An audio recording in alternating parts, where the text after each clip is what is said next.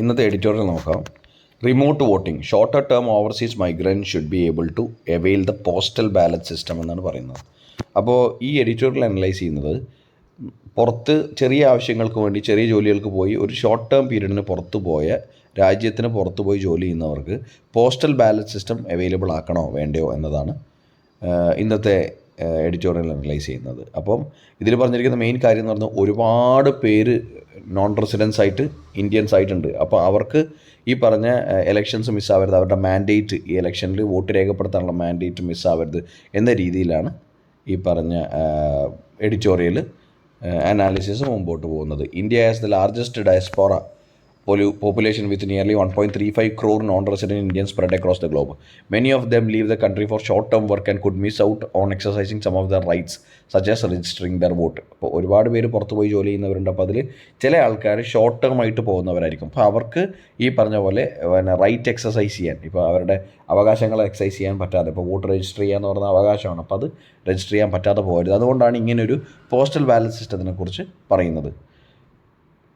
അപ്പോൾ ഇതിൽ പറഞ്ഞിരിക്കുന്നൊരു കാര്യം, 2014 ഒരു കമ്മിറ്റി രൂപീകരിച്ചിട്ടുണ്ട്. In 2014 a committee constituted by election commission of India probe methods to enable overseas voters mandates concluded that the proxy voting was the most viable though some political parties objected the idea. അപ്പോൾ ഇതിൽ പറഞ്ഞിരിക്കുന്നത് proxy voting. എന്താ proxy voting? നമ്മൾ മറ്റൊരാളെ ഏർപ്പാടാക്കുക നമ്മുടെ vote ചെയ്യണം. Proxy voting ആണ് ഏറ്റവും വയബിൾ ആയിട്ടുള്ള മെത്തേഡെന്ന് 2014 കോൺസ്റ്റിറ്റ്യൂട്ട് ചെയ്തിരിക്കുന്ന ഒരു committee by election commission of India പറഞ്ഞിരിക്കുന്നു. പക്ഷേ അത് ഈ പറഞ്ഞ പോലെ കുറച്ച് പേര് അത് ആ ഐഡിയ റിജക്റ്റ് ചെയ്യും. അതുപോലെ തന്നെ bill was passed in the 16th Lok Sabha to enable this but lapsed in 2020. അപ്പോൾ ലോക്സഭയിൽ പാസ്സാക്കിയെങ്കിലും അത് ഈ ബില്ല് ലാപ്സ് ആയിപ്പോയി, ആക്റ്റ് ആയില്ല.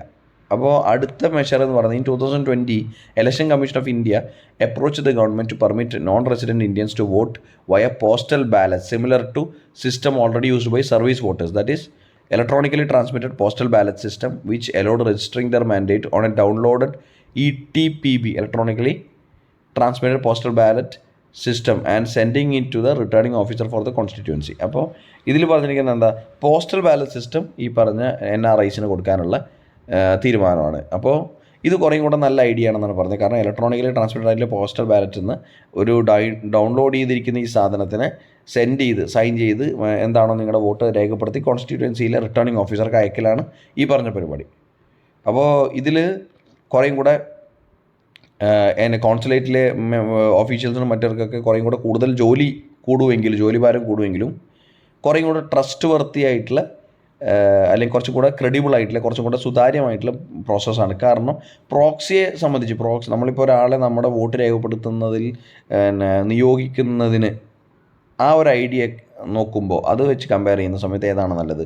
ഈ പറഞ്ഞ electronically transmitted postal ballot system download ചെയ്തിട്ട് അതിൽ നമ്മൾ നമ്മുടെ വോട്ട് രേഖപ്പെടുത്തിയിട്ട് റിട്ടേണിംഗ് ഓഫീസർക്ക് അയക്കുന്നതാണ് കുറച്ചും കൂടെ നല്ല മെത്തേഡ് എന്ന് പറയുന്നത്. അപ്പോൾ നമ്മൾ പ്രോക്സി വെക്കുന്നത് ഇതും തമ്മിലുള്ള വ്യത്യാസമാണ് പറഞ്ഞത്. അതിലേതാണ് നല്ലതെന്നാണ് പറഞ്ഞിരിക്കുന്നത്.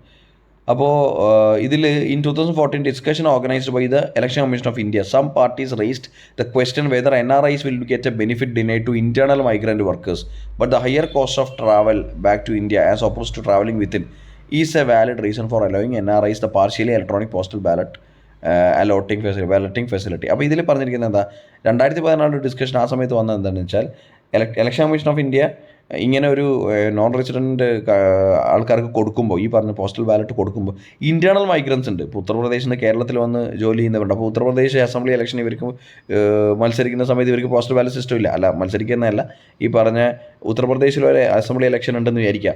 ഉത്തർപ്രദേശിലുള്ള ഒരാൾ ഇവിടെ കേരളത്തിൽ മൈഗ്രൻ്റ് ജോലിക്കാരനായിട്ട് ജോലി ചെയ്യുന്നുണ്ടെങ്കിൽ അദ്ദേഹത്തിന് അവിടെ പോകണമെങ്കിൽ എന്താണ്, ഈ പറഞ്ഞ പോസ്റ്റൽ ബാലറ്റ് സൗകര്യം ഉണ്ടോ? കാരണം അയാളുടെ ജോലി കേരളത്തിലും അയാളുടെ റെസിഡൻസി ഉത്തർപ്രദേശിലുമാണ്. അങ്ങനെയുള്ളവർക്ക് ഇത് കൊടുക്കാൻ പറ്റുമോ എന്നാണ്. അപ്പോൾ നോൺ റെസിഡൻറ്റ് ഇന്ത്യൻസിന് എക്സ്ട്രാ അലവൻസ് കൊടുക്കുന്നത് പോലെയല്ലേ എന്നാണ് ചോദിക്കുന്നത്. പക്ഷേ അവർ പറയുന്നത് ട്രാവലിംഗ് വിത്തിൻ ഇന്ത്യയും ട്രാവലിംഗ് ഔട്ട് ഓഫ് ഇന്ത്യയും വ്യത്യാസമുണ്ട്. അതുകൊണ്ടാണ് NRIസിന് അങ്ങനെ ഒരു ഓപ്ഷൻ കൊടുക്കുന്നത് എന്ന രീതിയിലാണ് ഈ പറഞ്ഞ NRI പോപ്പുലേഷൻ ഈ പറഞ്ഞ പോസ്റ്റൽ ബാലറ്റ് കൊടുക്കുന്നതിനെക്കുറിച്ചുള്ള ജസ്റ്റിഫിക്കേഷൻ. അപ്പോൾ വേറൊരു ഡിസ്കഷൻ എന്താണെന്ന് വെച്ചാൽ, the more important question is to be tackled while extending facility to voting to overseas Indians is whether the longer term migrants should also be allowed to register the mandate. അപ്പോൾ നമ്മൾ പറഞ്ഞിരിക്കുന്നത് ഒരുപാട് വർഷമായിട്ട് പുറത്തുള്ളവരെ കുറിച്ചല്ല ഇപ്പോൾ ഇത്രയും തന്നെ ഡിസ്കസ് ചെയ്തിരിക്കുന്നത്. പെട്ടെന്നൊരു ആവശ്യത്തിന് പുറത്തു പോകും, ചെറിയ ജോലികൾ ചെയ്യും, തിരിച്ചു വരികയൊക്കെ ചെയ്യുന്ന short term migrant labourers outside India അല്ലെങ്കിൽ NRIs. മൈഗ്രൻ്റ് ലേബറേഴ്സ് അല്ല, short term NRIs, non resident ഇന്ത്യൻസിനെ കുറിച്ച് ആണ് പറഞ്ഞത്. അവർക്ക് പോസ്റ്റൽ ബാലറ്റ് സിസ്റ്റം എക്സ്റ്റെൻഡ് ചെയ്യുന്നതിനെ കുറിച്ചാണ് പറഞ്ഞിരിക്കുന്നത്. നേരെ മറിച്ച് ലോങ്ങർ ടേം ഒരുപാട് വർഷമായിട്ട് അവിടെ നിൽക്കുന്ന നോൺ റെസിഡൻറ്റ് ഇന്ത്യൻസിന് ഈ പറഞ്ഞ ഫെസിലിറ്റി കൊടുക്കണോ എന്നൊക്കെയാണ് ചോദ്യം. അപ്പോൾ എന്തൊക്കെ പറഞ്ഞാലും ഈ ഡിസ്കഷൻ നടന്നുകൊണ്ടിരിക്കുകയാണ്. ഈ പറഞ്ഞ NRIs എന്ന് പറയുന്നത് ഇന്ത്യൻ്റെ ഇമ്പോർട്ടൻ്റ് ആയിട്ടുള്ളൊരു എന്താ പറയുക ഒരു കോൺട്രിബ്യൂട്ടേഴ്സാണ് ഗ്രോത്തിൻ്റെ. അപ്പോൾ അവർക്കും ഈ പറഞ്ഞ മാൻഡേറ്റ് രേഖപ്പെടുത്താൻ വേണ്ടിയിട്ടുള്ള ഒരു ഓപ്പർച്യൂണിറ്റി കൊടുക്കണം എന്നാണ് പറയുന്നിരിക്കുന്നത്. അപ്പോൾ 1.35 crore നോൺ റെസിഡൻസ് ഇന്ത്യയിലുള്ളത്, നോൺ റെസിഡൻറ്റ് ഇന്ത്യൻസ് പുറത്തു പോയി ജോലി ചെയ്യുന്നുണ്ട്. അവർ ഇന്ത്യയുടെ GDPക്കും അതുപോലെ തന്നെ എക്കോണമിക്കും വളരെയധികം കോൺട്രിബ്യൂട്ട് ചെയ്യുന്നത് കൊണ്ട് തന്നെ അവരുടെ റൈറ്റ്സ് എക്സസൈസ് ചെയ്യപ്പെടണം. അതാണ് ഇന്നത്തെ എഡിറ്റോറിയൽ അനലൈസ് ചെയ്യുന്നത്.